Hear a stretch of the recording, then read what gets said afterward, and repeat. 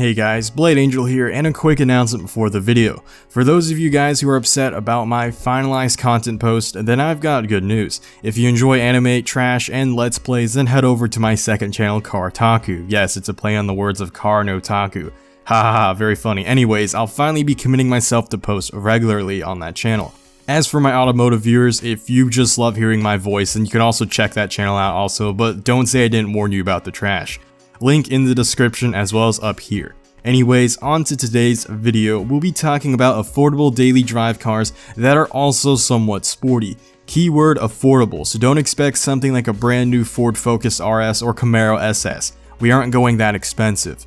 Starting this list off is none other than the WRX. This car is a well-known safe choice for car enthusiasts who have a family and want something decently reliable but also a lot of fun. The WRX won't put a huge dent in your wallet, and you can find plenty of used ones. You won't have a hard time justifying your purchase to your wife about this car. It's got 4 doors, decent storage space, all-wheel drive, standard gas mileage, and it doesn't look too flashy. There isn't any real downside to buying this car, except that everyone is going to expect you to vape and be one of the bros because Subies are a cult, and whether you like it or not, you're now part of it. I mentioned at the start that the Ford Focus RS was a bit too pricey for this list, but a great, cheaper alternative would be the ST. And hey, at least if you buy the ST, you won't have to worry about blown head gaskets. Sorry, that was a terrible joke. It's okay, RS owners, I'm part of Ford family and as I own a Mustang GT. I hope y'all are pulling through, and if your RS hasn't blown its head gasket yet, well, now's a great time to sell it. Once again, I'm just messing with you. Don't actually sell it. Anyways, about the Ford Focus ST, it's front-wheel drive, 252 horsepower, and you can pick up used ones from 2013 for around 12 grand. It also looks really derpy, but that works to its advantage, as most non-car people will likely underestimate its performance, so that's a nice bonus. If you're a fan of hot hatches, this is a good choice, and definitely something to consider. Scion FRS, Subaru BRZ, and Toyota 86, the good old trio. Also for the 86, you can also call it 86 or Hachiroku, but my personal favorite way of pronouncing it is 86. These cars are near identical, and despite being small, they still make for great daily drivers. Yeah, they only have 2 doors, are best wheel drive, and have little storage space, but who cares? They've got a really reliable engine that makes around 200 horsepower, but more importantly, makes for a great platform to work on. You can drive one of these right out of the box if you want, or you can mod it to high hell. The versatility is limitless. I made this list with intent on fitting a lot of people's criteria, and if you're competent with rear-wheel drive in all weather conditions and you could give less a crap about carrying stuff or people for that matter, then what the hell, go buy one of these cars. A lot of people make fun of these cars for not being worth their full price brand new. But used ones, especially used FRSs, are becoming as cheap as 10 grand even, so what a time to be alive. Dodge Charger, boom, it's got 4 doors and it also makes you look like a cop if you black it out. And wow, if you get the R3 trim, bam, now you got yourself a big beautiful V8 and a pretty fast sedan. Buy one used for as low as 10 grand, hell, you can find ones even cheaper if you go back to the 2008 years, and maybe you don't even need the V8, so you can just go for the V6. But if you do, we can't be friends anymore, which trust me isn't a loss as you definitely don't want me as a friend. Next entry. Volkswagen Golf GTI, for all you hatchback lovers who, for some reason, don't quite like a slice of American freedom. First off, what the heck is wrong with you? Second, go be a loser and buy Volkswagen instead. I wonder how many people have actually triggered this video so far. I can't even take myself seriously anymore as I'm reaching Mr. Regular levels of stupidity.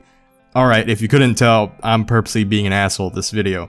Real talk, one of my biggest gripes about the automotive community is how toxic some fanboys are, and then how some people just can't take a joke, like everyone has a stick up their ass. Like, here's to hoping the comments aren't already riddled with triggered fanboys who didn't bother to watch the full video before commenting. So no, you are not a loser for liking Volkswagens, and you don't have to wait for me to tell you that. Just know that I'll always respect your choices, even if it is a V6 Dodge Charger.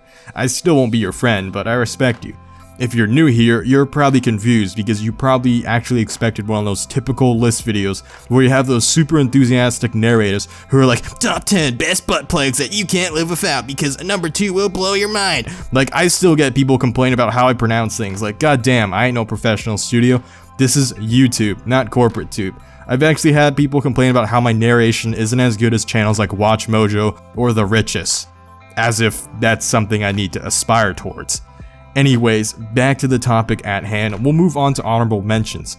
Now for honorable mentions, I need you guys to use your imagination, because I already know half of you guys are probably commenting your favorite car and are like, how dare you forgot this car? How could you forget this car? You're not a real car guy just because you forgot to mention this one car.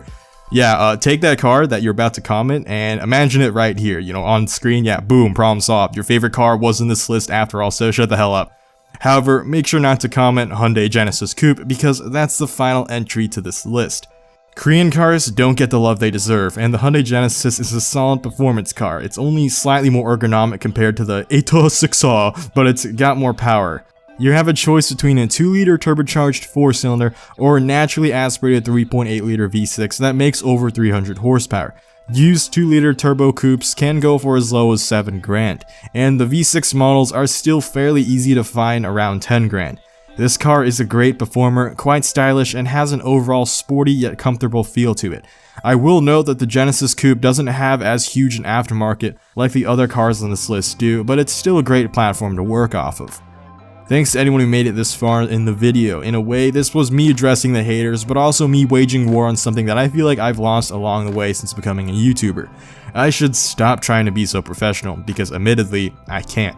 I'm not a corporation, like I said. I'm not a business. I can't hire employees to do research and be professional and crank uploads on a daily basis.